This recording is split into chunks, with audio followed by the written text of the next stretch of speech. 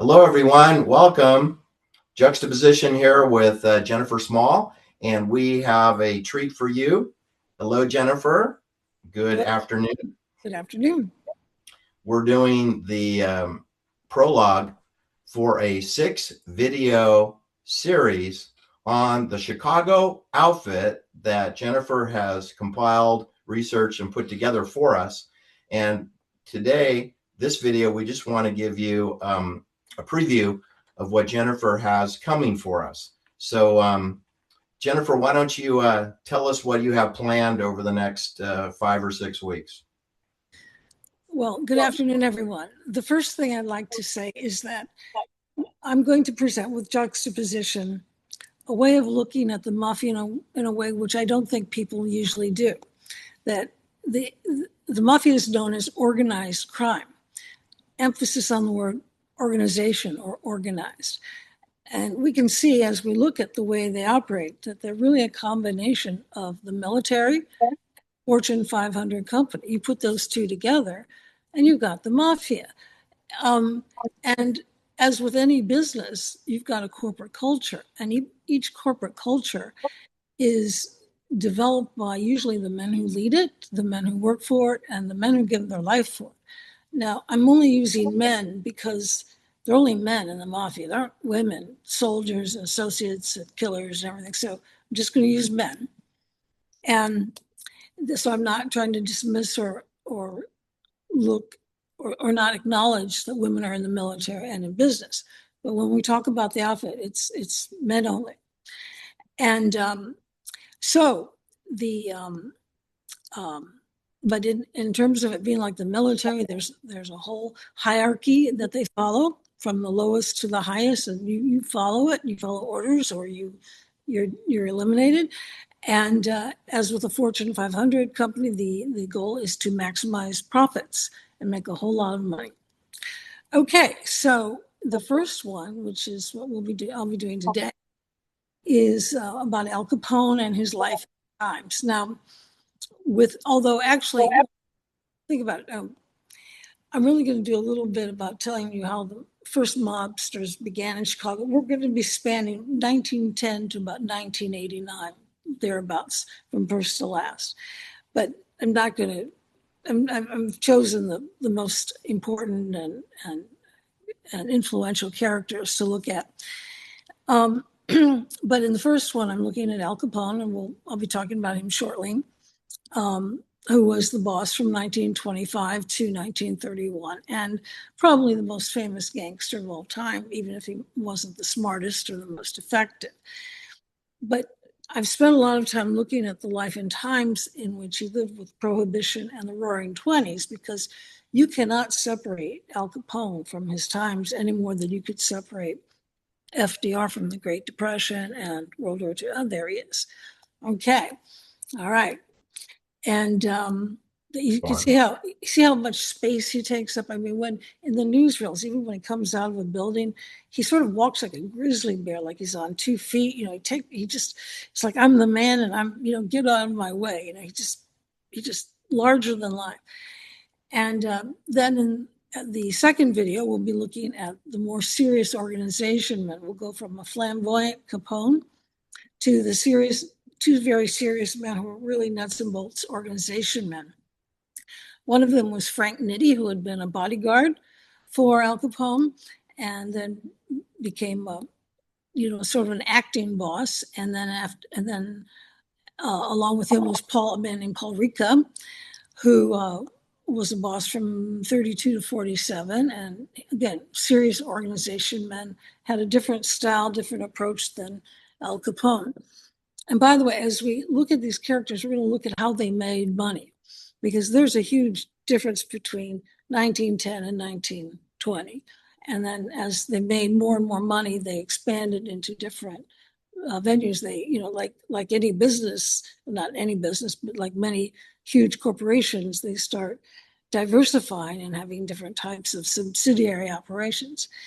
And then for number 3, we're going to go to, I think, someone who juxtaposition likes a lot, is Tony Accardo, who is also known as the Big Tuna.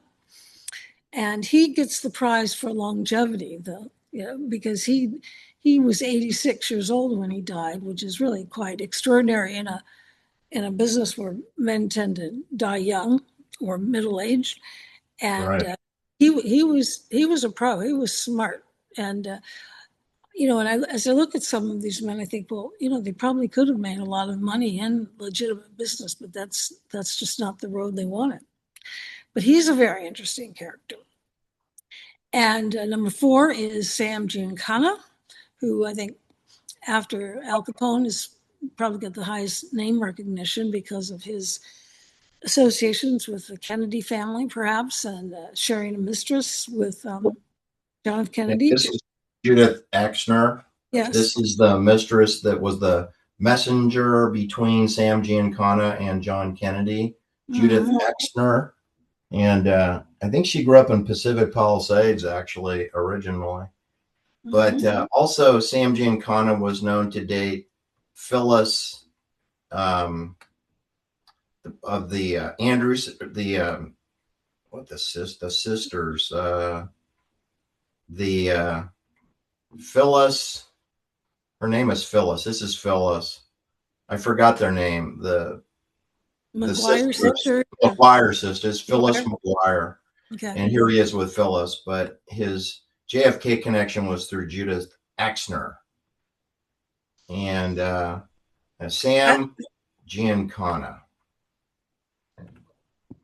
And he came to a tragic fate when he was killed in his own basement in Oak Park. Right. Yeah. So we're going to find out what happened to him and what did he know. And then in the 5th video, we're going to look at Joey Aiuppa, who was not technically a boss, but was a mover and shaker and was head of the very profitable operations in Cicero, a western suburb, and then became very influential and powerful in the mob's gambling operations in western states. And along with him was a man named Alan Dorfman, who was a Silver Star Marine and had a background in insurance, and he was instrumental in setting up the skimming operation from the casino gambling. This was portrayed in the great movie Casino by Martin Scorsese. And finally, in number 6, we have what I call VIPs, or very interesting personalities. These are influential and powerful personalities that deserve an honorable mention, or at least maybe a dishonorable mention, whatever. One is Roselli, who was known Johnny as Roselli. You cut out a little bit. I couldn't hear you. Johnny Roselli, and he was known as Handsome Johnny because he was handsome, and he helped the mob or the outfit expand to Hollywood and the Las Vegas Strip. This would be in the 70s usually, although his connections, he worked with Al Capone in the 20s. I mean, we're going to see that all these men sort of know each other. I'm trying to take them apart one by one, but really there's all these interconnections, and it's like they were interned here and they worked there. It's one big network, really, but then they each had sort of their day in the sun with their expertise. And finally, the Archbishop Paul Marcinkus, who became head of the Vatican Bank, and he was Cicero, which was completely controlled by the mafia. Now, there's no evidence that I'm aware of that he had anything to do with the outfit. However, as president of the Vatican Bank, there were suspicions. Well, the Vatican Bank is a criminal organization for Switzerland, so of course they're involved with the Chicago. Okay, well, I'll let you say. What do you think the Catholic Church is? They are the mafia. Okay, so Okay, well, you said it. Yeah, he's 100% from Cicero, as is the current Pope Leo. Right? Okay, He's not from Cicero, but he's Chicago. So, in other words, nothing's changed. The Catholic Church is as corrupt today as it was in the 70s, as it was when it was created. It has never been anything other than a criminal organization. The only thing that's a surprise, we haven't got an LDS Mormon elder, in this story, because they belong on. But we do have an archbishop, right? Because Paul Marcinkus was an archbishop. He was not a cardinal, but he was the president of the Bank of Vatican for many years. And there was money laundering left and right everywhere, including terrorism, straw companies, Latin America, assassinations of pseudo leaders during the entire time Paul Marcinkus, including the murder of the Pope, Pope John Paul I, was killed around the, when Paul Marcinkus was there, was present for that mysterious death. And his cousin was in the Vatican that evening that the Pope died, that Paul Marcinkus's cousin of the Colombo crime family of New York, Paul Marcinkus's cousin in his 20s was present for the cup of tea to Pope John Paul I when he went to sleep 33 days into his papacy and didn't wake up. And Paul Marcinkus's cousin of the Colombo crime family was also present for that mysterious death. That's another little Chicago outfit factoid. Well, you asked me once, you said, why do we love gangsters? And I would say we're fascinated by them. And we sort of love that they're kind of the bad boys, but they're the bad boys who do things we kind of admire. We admire how they are loyal to their family, and they're entrepreneurs. And as I say, they're not doing what the military doesn't do, or what a lot of Fortune 500 companies don't do, except they are criminals. Everything about them is illegal. But so are a lot of activities by the legitimate organizations. And so this is really a way of understanding them and to understand how they organize and how it builds on top of another.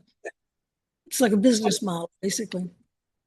Yes, most definitely. What I was going to say is here's our good friend. This is a video we're going to do next, immediately after wrapping this prologue video up, is that I'm holding up 5 fingers over Al Capone's face, 5 fingers. And this is sort of how the Chicago outfit and all criminal organizations are organized, in that they involve the socioeconomics of the area that they're governing. They're governing a socioeconomic group of people, usually near a port facility, typically structured around a port facility.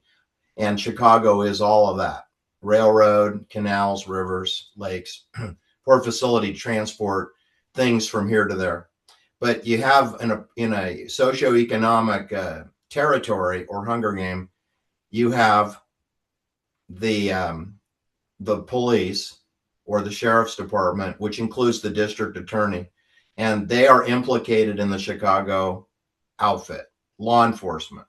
Okay, they're partners. They're actually partners with the criminals. Okay. Number 2, you have the governor and the mayor of Chicago and the city councils of the areas. They too are involved in partnering with the Chicago outfit. Okay. Number 3, you have the big corporations that control the railroads and pay for the freight and control the media and advertising, and that you see at the baseball games and the football games. The big corporations, they too are partnering with mafia, because if you don't partner with the mafia, you won't be able to get your products unloaded from the train cars, because the forklift won't work and the men will just take naps, because it's all pay to play. And number 3 is you have the mob, the boys on the ground that are going to go around and make sure everybody pays to play. Everyone pays to play. And when stuff goes wrong, if something goes wrong with any of those 4 elements, law enforcement, governance in terms of the governor's office and mayor's office and the district attorney, and big corporations and the boys on the ground, in territorial squabbles, sometimes they get into who owns what delicatessen in which block and who's get paid. If any dispute arises, you have the 5th finger, the thumb. The thumb, that's the fixer. And the fixer, we call them on the Juxtaposition channel, the Gladio killer. The Gladio killers are when there's no equitable solution to a problem, you push a button or you put a thumb on somebody, you get them under your thumb, and problem goes away. Mm-hmm. And that's kind of a basic standardized model. And you can travel. That model can go to Los Angeles, Manhattan, New York City, the boroughs, 5 boroughs in New York. It can go to Paris. It can go to Milan, Italy. It works everywhere. It's like a hub and spoke. All right. Well, very good. Thank you. Any other final comments? And we will wrap the prologue video, and we'll probably do an epilogue when we get to the 6th video. After that, we'll just take a time out and just reflect on everything that we saw with the men who were in charge over that, 80-year period, 79, 80 years you're going to be covering in your Chicago outfit expose. Any final thoughts, Jennifer? No, I just hope people will sit back and enjoy the ride. Okay, thank you very much. Okay. I'll see you on the other side.